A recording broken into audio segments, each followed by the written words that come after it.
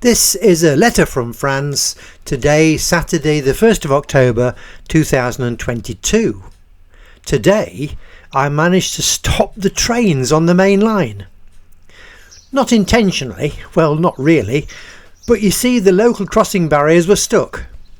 I set out on my normal dog exercise trip with Mongo, and hey presto, we found the crossing barriers in the down position. We cross the main line from Tours to Nantes every morning on our excursion. No bells were ringing, but the lights were flashing happily. A small van had approached the crossing ahead of us. The driver had got out and had a look down the line and then sashayed through the barriers carefully. A note here, the line both ways is dead straight for miles, or rather kilometres here. You can see anything coming possibly a minute before it arrives. Why a minute? Well, it's a fast line here, not maximum for TGVs, but everything seems to be travelling at least 80 miles an hour when it goes over this crossing. Goods trains just a little slower. Anyway, it must have been about 10 minutes past 9 when I arrived back at the crossing with Mongo and the barriers still not budging. I decided to press the emergency button at the crossing and the chap came on the line virtually straight away. I explained the problem and the fact that the barriers had been down for at least half an hour without moving. I told him it was okay for the trains but not for cars. He said thanks, he'd tell the trains that there was a problem and he'd sort it out. I came home, got my camera out and took a few shots of the crossing across the field next to our house. The line passes 100 metres or so from the bottom of our garden. Then I went in to wash the breakfast pots, but kept the kitchen door open so I could hear if a train came, as it would be sure to make a lot of extra noise, hooting and the rest, and be going slowly. No trains came.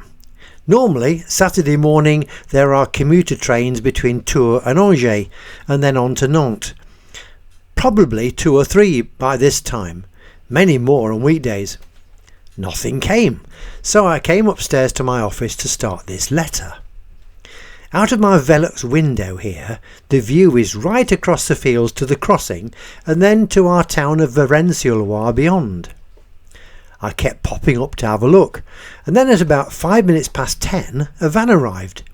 It was an engineer from SNCF, the National Railway System. As I started filming this next short piece, a second engineer arrived from the other direction. They tested the barriers, as you can see, put them back in the closed position and turned away vehicles trying to cross. I suppose that now they're on site, the trains can continue to run again. It's 10:30 now and they are still there. No trains have come past yet. Looks like they've got to give it the all clear first. But no, as I'm writing this script I can hear a klaxon. Taking more pictures now, and it's one of the new old pink trains coming past very slowly from the direction of Tours and heading west. Why new old? Well, I'll tell you a bit more about that in a separate letter. There it goes past the crossing very slowly. No doubt some travellers inside cursing the delay. Now, will the barrier go up automatically when the train goes over the close it button? No, nothing happens except more noise. It's another train coming from Saumur heading east. Very slowly again. It's a Caterpillar this time, one of the regular shuttle type trains, the most common local service trains on this line.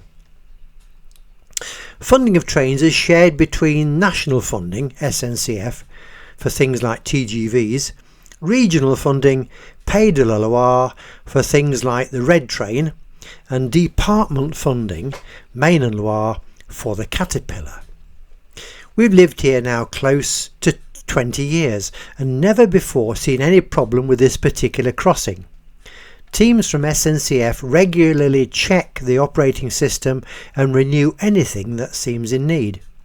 Their maintenance is regular and careful, so this was very much out of the ordinary.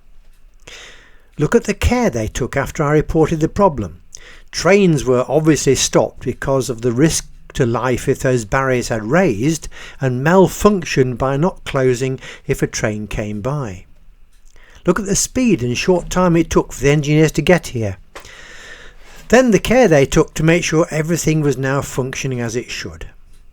It's now 10 minutes past 11 and the engineers are still there checking to be sure it's all okay. On the whole, a brilliant first class performance by SNCF. Thank you for listening.